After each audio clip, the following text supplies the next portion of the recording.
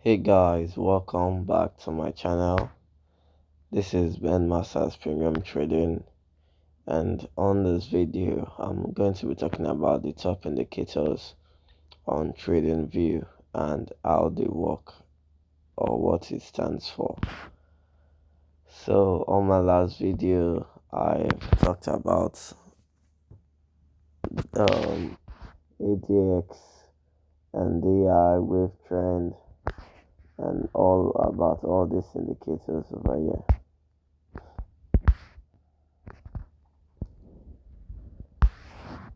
If you want to know more about these indicators, how to use the squeeze momentum, your MACD, William, VIX, fix, wave trend oscillator, and ADX and DI, you can go to my previous videos and check about that. On this video, we are going to be talking about the super trend indicator, and I already have that on my screen. So you can see the super trend indicator over here. This is the super trend indicator,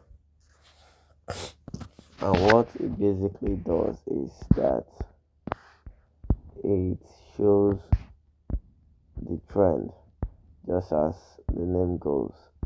It shows the trend, and it shows when the trend changes from one to another, just like in a bullish and bearish trend.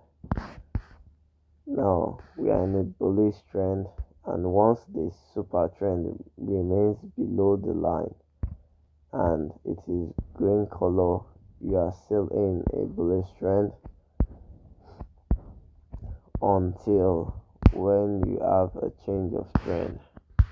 That's when the price or market cuts or crosses below the super trend indicator. Then you know that you have a trend or change of trend. It just marks trend changes, so you know what trend you are currently in.